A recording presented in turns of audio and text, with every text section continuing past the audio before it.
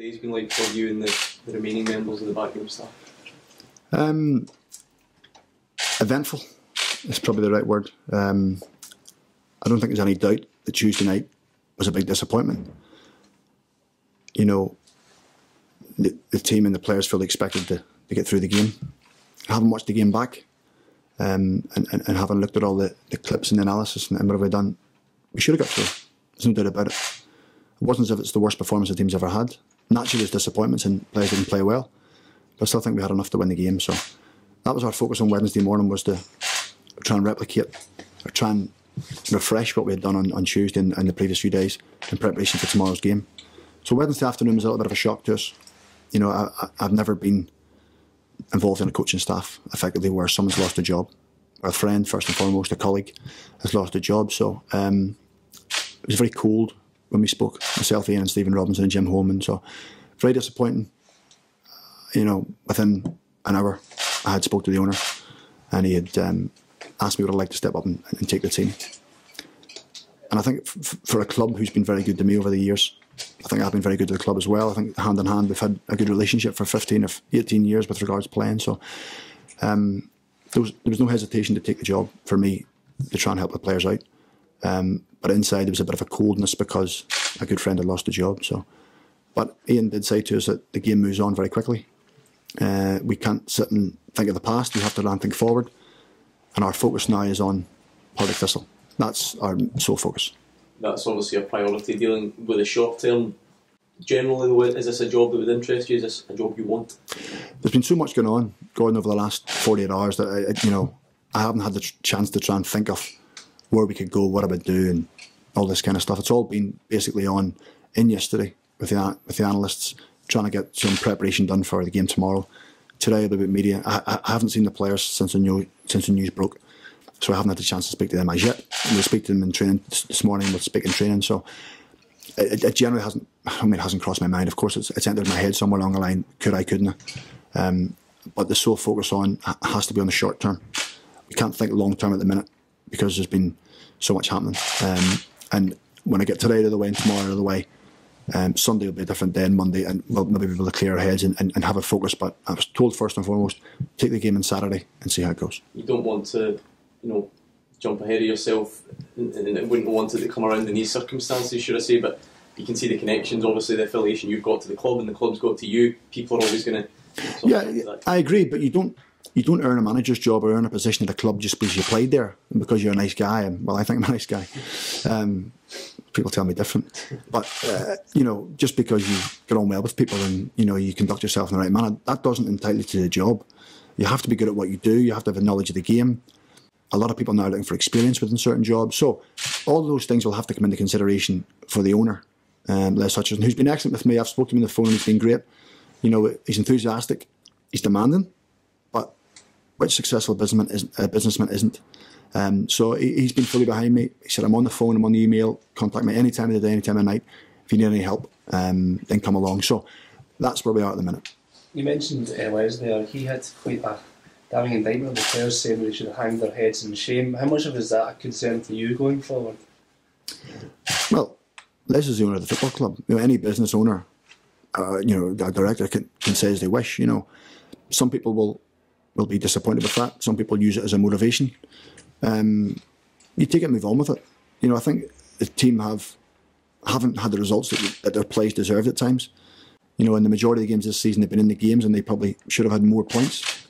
But football falls that way. Sometimes you don't always get what you want. Sometimes the luck, you have to work a little bit harder for your luck. Sometimes you have to be a little bit more demanding of each other. So Les was disappointed naturally as he's looking at it from afar. He's looking at highlights and he's reading the media speculation or the media stuff. So he's fully entitled to say what he wants to say. I'm not going to sit here and criticise the owner. He's the man who puts his money in. He's the guy that's give these players contracts. So naturally he's disappointed. Depends how it's been construed or how it's been put across, but I don't think that'll affect the players. Do you agree with that assessment, though, that some players here do need to hang their heads in shame? I think when someone loses a job, we have a culture in football, we always look to blame somebody. We're always desperate to point a finger at someone and accuse someone of doing something wrong. It was the first questions that have come out. I'm sure some of the players have spoken to the press, has the manager lost the dressing room? Did the players not like the manager? Is there fighting in the dressing room? Does nobody like each other? Everybody looks for excuses and looks to point the finger. Ultimately, the players I think, haven't been rewarded for some of their performances.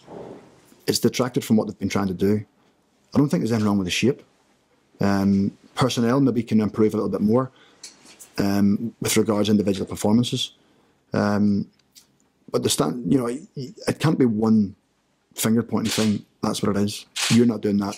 That's the be all and end all. I think there's a lot more to it, Grant. There's a lot more to teams not winning games. Probably inconsistency in players' performances. We've had maybe 5, 6, 7 players per game doing okay, playing well, maybe playing to where they can, and 3 or 4 not. And I don't think we're the kind of team who can afford to carry 2 or 3 players. I don't think anybody in the Scottish Premiership can. You look at the likes of Hearts and the likes of Aberdeen, who have had good runs. Celtic naturally have good runs. They're getting their best players playing towards their peak nearly every week. Players who can affect games. We've had game changers in our dressing. We've loads of players who can affect games, but we need to get them all doing it on a more consistent basis. Not one doing it one week and 2 doing it next week and 3 doing it. It needs to be more and more and more. That's a consistency level that the players have to try and find, and they have to try and find it quick. Were you surprised by the decisiveness of his decision to let Ian Barraclough go? I was, yes. Yeah, if I'm being honest. Having worked with Ian and having worked with Stephen Robinson, we thought we weren't far away, and I still think we're not far away. Sometimes it's just down to that final choice. I mean, Louis Malt on Tuesday night at 1-1 has a great chance. Unfortunately, hits it wide. Is that pivotal moments? I'm not pointing a finger at Louis by all. So that's not going to be how that construed. But it's just small things in games, small margins, and being clinical. Whether it's in your own box, whether it's in the opposition's box, whether it's in midfield, making good positive decisions or positive outcomes. That's what I'm speaking about. That's the difference sometimes in football.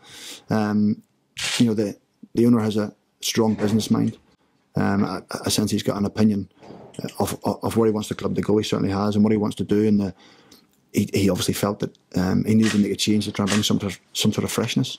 Do you feel are you tempted to make big changes? There must be a difficult balance when a kind of current backroom staff come in, because you might be tempted to keep things roughly the same, but if the manager's been sacked for poor results, fans might expect big changes. Do you see what I mean? How difficult? Yeah, that's what's something I have to deal with. The unfortunate thing is that I didn't really work with the players on a daily basis.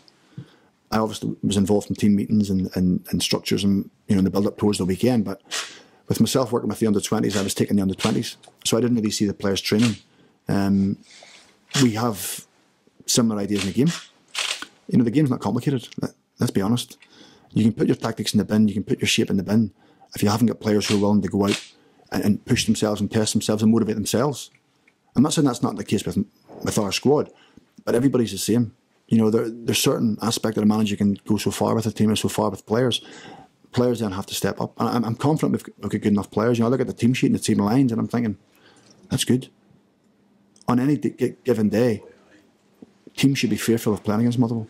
They should be fearful. We haven't had that fear factor this season. And that comes from players raising their game a little bit by being a bit more consistent, making better decisions potentially. It's not a psychological thing. It's not a mental thing. It's just being a little bit better at what to do and doing it a little bit more often. This is your first crack at management. What gives you the belief that you can turn this team around? Just looking at the squad. That's the be all and end all. As a centre half, he wasn't the quickest. Pace would have frightened the life out of me. Our team's full of pace. So we have to frighten the life out of the opposition in the right way, by making positive runs and showing our energy. So that's what gives me hope. That this team can go and win games. Having watched them over the past 6 or 7 weeks, sometimes we get blinded by results and maybe certain spells in games where we've conceded bad goals when we've been on top. And we're not far away. There's not a lot between the teams in the Scottish Premiership. It's who in the league can get their game changers on the ball more often, and the game changers can make more important and better decisions. If we can get that from our players, I think generally we're a match for anybody. What about your own credentials as a manager?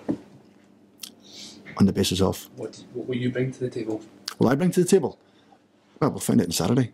I'll speak to the players. I'll give them my thoughts. Whether they want to come with us and be on the right, I sincerely hope to do. But I'm not someone who I've spent lots of time with them. I've got to know a few of them over the last few weeks, players I haven't known before. I know some of the guys I've played with. But ultimately, I'm not picking a team on sentiment or who I like or who I don't like. I'm picking a team who can go and win the game. That's what I have to do. Obviously, you said a bit surprised, a bit shocked about what happened. I'm sure that some of the players, most of the players, are probably in the same boat.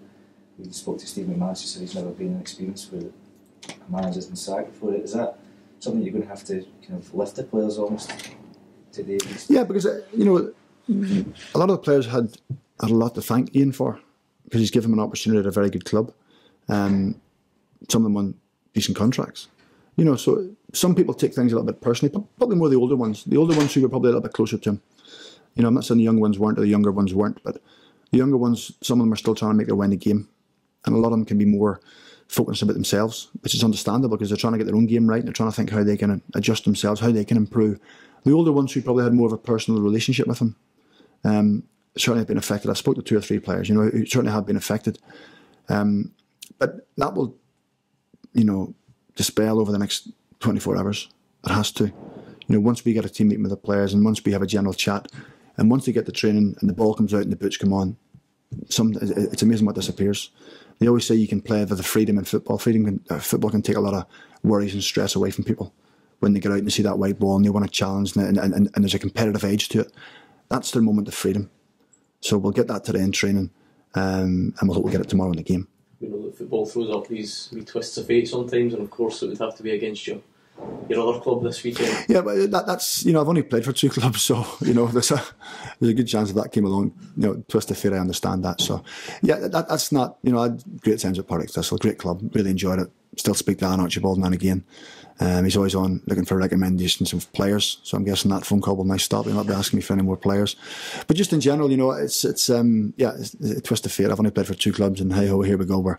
We're playing against each other. But you know, as much as Alan's a friend and an ex-colleague, you know, my focus is on the 20 guys or 25 guys I have in my squad.